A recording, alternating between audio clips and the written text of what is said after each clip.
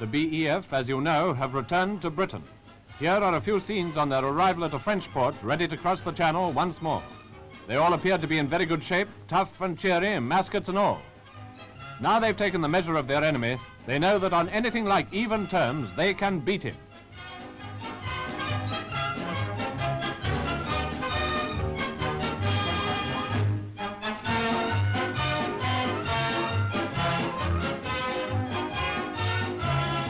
Weighed down by their full equipment, they find it quite a job to get aboard some of the transports towering up above the quay.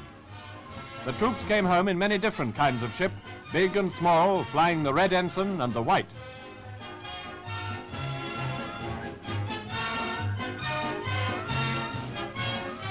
In the harbour at that time was one powerful unit of the French Navy.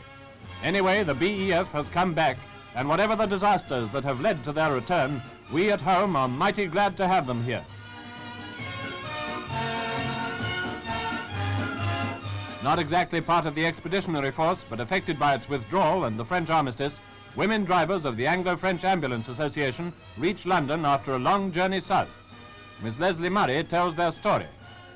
There's nothing very much I can tell you, because nothing frightfully exciting has happened to us. We were up at Compiègne when the war started, and then we were pushed gradually south by the Germans. Every time we could, we evacuated the hospitals on the way down, till eventually we got so far south we couldn't go any further south. Then we were taken off by the Navy just north of Bordeaux. We've taken a couple of days to come home, and we're frightfully glad to be home. All we want now is a hot bath and some night's rest without being disturbed and told to move on somewhere else. The Royal Air Force, too, has left France with its equipment.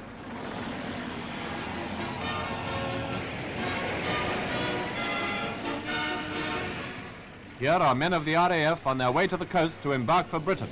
And if anyone were to suggest that the boys were downhearted about it, these pictures would rapidly correct such a wrong impression.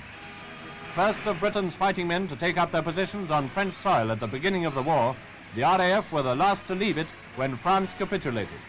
But as for their morale, well, that's unbreakable.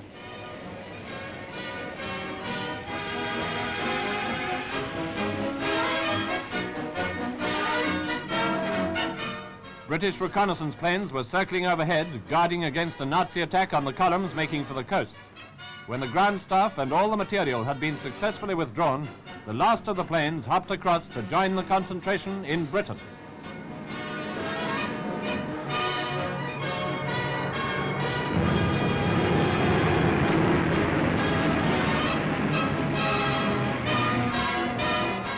At the port of embarkation, any signs of depression of the way the war was then going? Not one. Nothing can shake these lads who have proved themselves the finest war pilots and aerial navigators and gunners in the world. Greatly outnumbered during the blitzkriegs in Belgium and France, they covered themselves with immortal glory. Solitary British fighters would never hesitate to attack as many as 50 enemy planes. Odds of less than 3 to 1 they came to regard as almost unsporting. That's true, and the skill they've displayed has equaled their daring.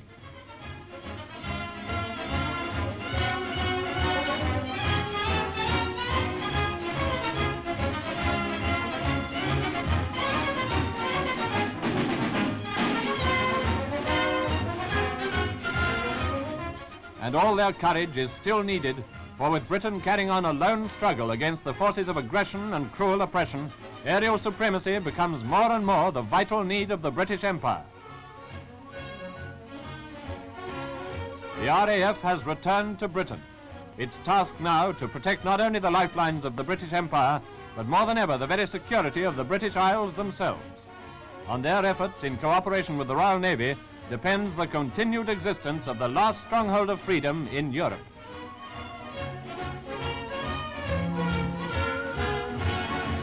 Britain has the manpower for the immense air force that she's now building up. Her sons in Britain and in the dominions beyond the seas possess the very qualities that will produce victory. But Britain must have the machines. Despite the efforts of British factories now truly geared to the speed of modern war, we rely on planes by the thousand brought from across the Atlantic.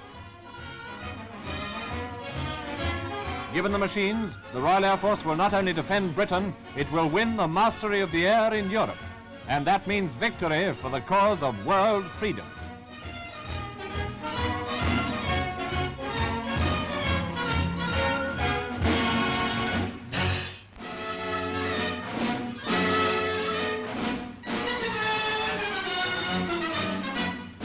Upon the Royal Navy has now fallen a greater responsibility than ever, as great as in the days of Nelson and Trafalgar, and the present situation now corresponds closely with that period.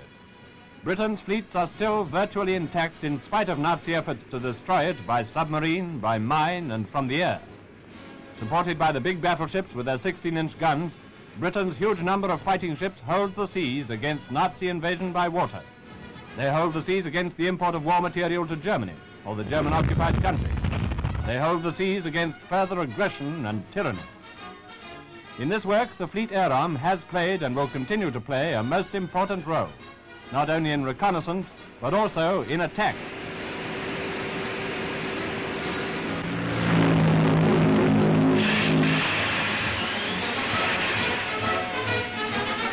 On this occasion, the squadron captured yet another Nazi merchant ship, while the naval warplanes were bombing a distant target, probably a U-boat.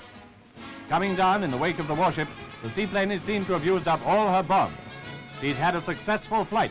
Another blow has been struck by the Royal Navy.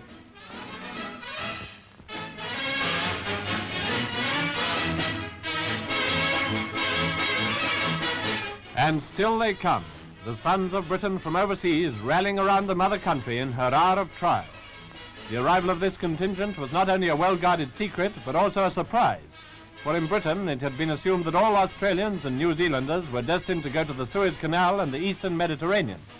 So the British people is doubly delighted to see them, each one of them. Cheerful, bronzed, lion-hearted fellows who are among the best fighting men in the world.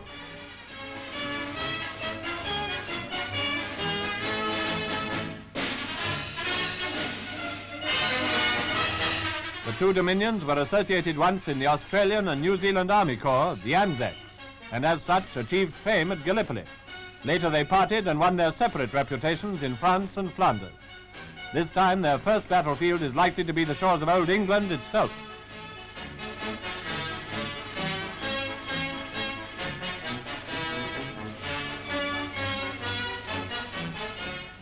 They march to camp under the appraising eye of generals and officers of high rank.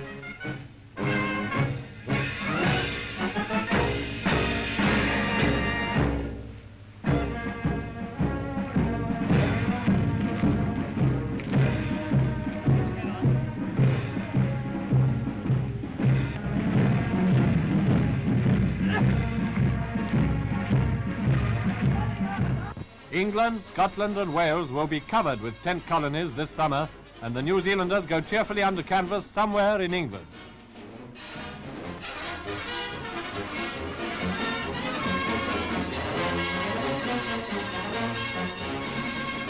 Camp life is second nature to these hardy sons of the Empire, as their healthy open-air appetites bear witness. And are they smart on parade? Every man-jack of these troops is not only a grand fighter, but a well-drilled soldier. They bear comparison with His Majesty's Guards or the Royal Marines. And now meet New Zealand's representative in England, a grand old gentleman, once a policeman, Mr. Jordan, who addresses them as an old soldier. Well, gentlemen, whether it is in the cities, the towns or villages in Britain, whether it is in bigger jobs that you may be called upon to do, you'll play the game and not only maintain that reputation that others have established in this Great Britain, but that you will improve on it. All right, all the best. More Canadian help, too, is continually reaching Britain. By no means the least important is a contingent of Canadian nurses. Their spirit of service in the cause of empire is as gallant as that of the men from the Dominion, and the old country bids them welcome. Many Canadian airmen arrive at the same time. These are some of the men who will finally achieve supremacy in the air. And that, as we have said already, is one of the ways that lead to victory.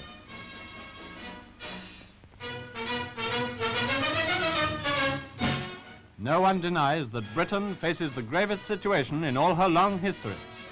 The defense of the country for the time being takes precedence over every other consideration. And a citizen army of men who work by day and keep watch by night has sprung up in 4 weeks. These are the local defense volunteers. Their job is to stand guard over vital points, to spot the descent of parachutists, and in the event of invasion, to supplement the 1.25 million men who form the British Army in Britain today. As you see, they are armed and are brushing up their acquaintance with the rifle on the many ranges of the country.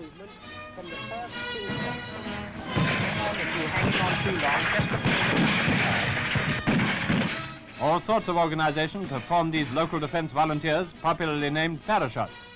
On the roof of a famous London hotel, the porters, valets, and waiters are drilling with a skill that bespeaks the old soldier.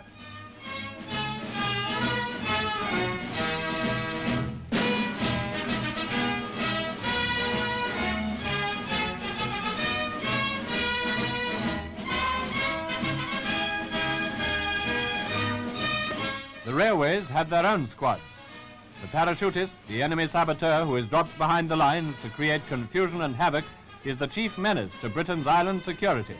And against him, these parashots will act as scouts and skirmishers for the regular forces. In docks and naval establishments expected to be a special target for the Nazi attack, the Navy is undertaking to train its own anti-parachutists. Every sailor in any case is taught musketry, and its special application to the new warfare is rehearsed aboard a warship. Moreover, there are always the Royal Marines. Watch them jump to it as the officer gives the signal of command.